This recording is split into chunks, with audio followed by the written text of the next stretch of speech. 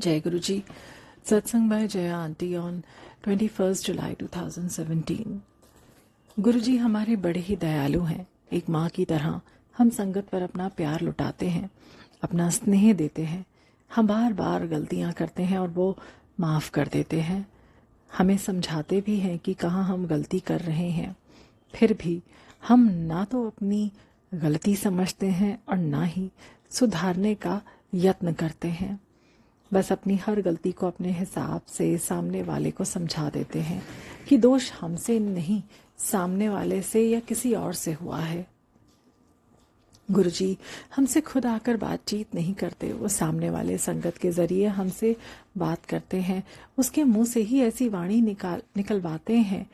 ये अब हमारे ऊपर है कि हम कितनी बात मानते हैं। यदि गुरु पर भरोसा है तो मान कर चले कि गुरुजी किसी न किसी रूप में अपनी बात हम तक पहुंचा ही देंगे। हमें बस अमल करना है बताए हुए उपायों पर। गुरुजी का प्यार जितना अनोखा है उतने ही कड़े मास्टर भी हैं। कितनी बार मैंने अपना सत्संग शेयर किया है जब उनके इस रूप से बार बार अवगत हुई हूँ। जैसे कि पहले भी शेयर कर चुकी हूँ। कई सालों से अक्सर बीमार रहा करती, कर्म कट रहे थे, बीच बीच में ठीक भी हो जाती। कमजोरी रहा करती थी तो कुछ कामों में शॉर्टकट मारने की कोशिश करती। ऐसे में गुरुजी और काम लाद देते, वो भी ऐसे काम जिसे दूसरों से करवा नहीं सकते। उसके बाद तो मन से स्वीकार कर लिया कि जो भी काम आया है मुझे ही करना है। ऐसे कड़े मास्टर जो कि हमारे कर्म कटवा रहे हैं, इन परिस्थितियों में हमसे काम करवा कर। एक बार तो ऐसी बीमारी में जब घर की पूरी तरह से साफ सफाई नहीं देख पा रही थी, पति देव से कामचोर तक कहलवा दिया।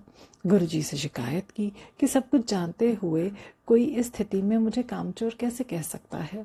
गुरुजी ने अगले ही दिन पूरे घर में डिस्टेम्पर करवाने को लगवा दिया। रात दिन लगकर काम करने लगी। उस दिन से कान पकड़ लिए कि अब गुरुजी से शिकायत नहीं करूंगी, नहीं तो एक के बदले 10 वैसे टास्क दे देंगे। पर कड़े मास्टर का दयालु रूप भी हमेशा दिखता रहता है। डिस्टेम्पर 3-4 दिन तक चला। काम करने की शक्ति भी दी और काम करने वाले ऐसे अच्छे बंदे भी दिए जो सभी बिना कहे जैसे मन की बात समझकर काम कर रहे हों। समझ आता है कि गुरुजी कर्म काटने में कभी भी हमें अकेला नहीं छोड़ते, किसी न किसी तरीके से मौजूद होते हैं। अभी जून महीने में हमारे कड़े मास्टर की लीला शेयर करती हूँ। अक्सर बुधवार के सत्संग के पहले या उस दिन पेट में दर्द हो जाता। संगत की संख्या का पता ही नहीं रहता था और हमें टेंशन भी रहती कि कहाँ बिठाएंगे। मिला जुला कर सत्संग में जब सब लंगर खा लेते तभी सुकून मिलता कि सत्संग पूरा हुआ। करते तो गुरुजी थे, पर कर्ता का भाव कहीं ना कहीं था। जिससे परेशानी हुई तो अरदास कर बैठी, अरदास सुन ली गई। सारा इंतज़ाम गुरुजी कर रहे हैं, मैसेज भी भिजवाया। तीसरे बुधवार का सत्संग आराम से हो गया। अगली सुबह ही कड़े मास्टर ने मुझे काम में एक तरह से बैल की तरह जोत दिया और लगातार उसी तरह काम कराते रहे जब तक अगला बुधवार नहीं आ गया। बताया कि कर्म तो कटवाने ही हैं, यदि तकलीफ सही ही नहीं है तो कर्म अपने आप थोड़े ही कटेंगे। और उसके बाद जो ब्लेसिंग्स दी और दिलवाई वो अद्वितीय हैं।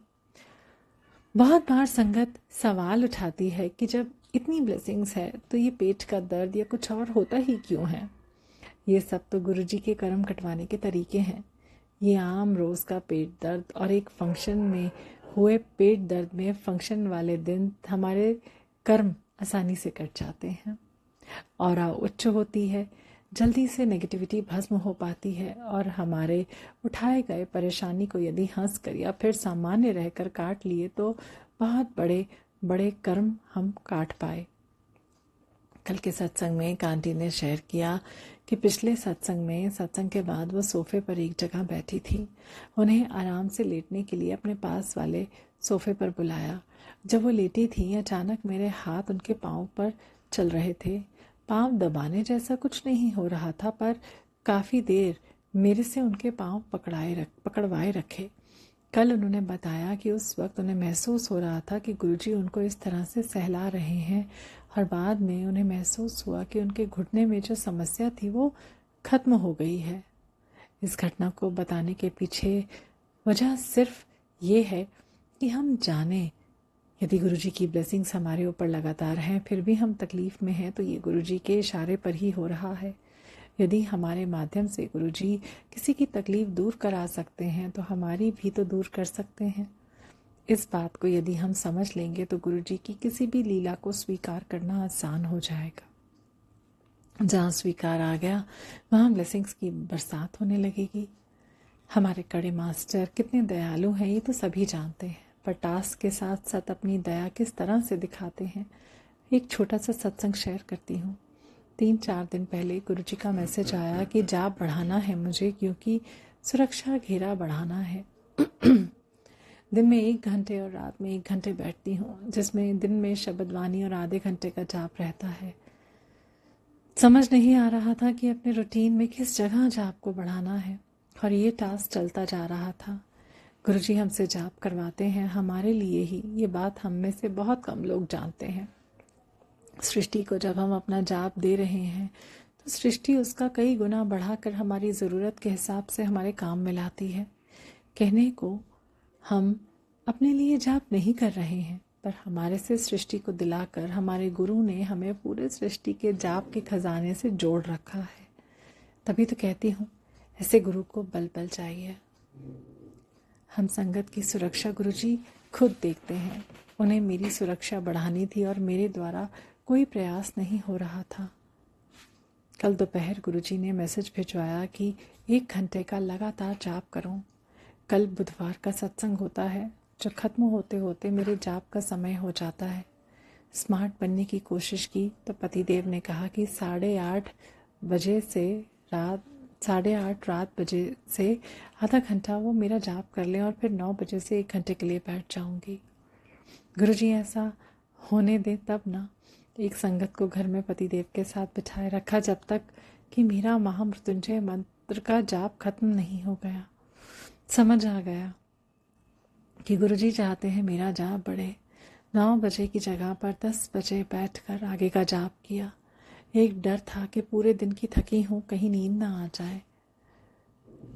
जाप के दौरान ऐसे भी मेरे पूजा घर का ऑरा कुछ ऐसा ही होता है कि वहाँ बैठकर आँख खुली रखना मुश्किल है।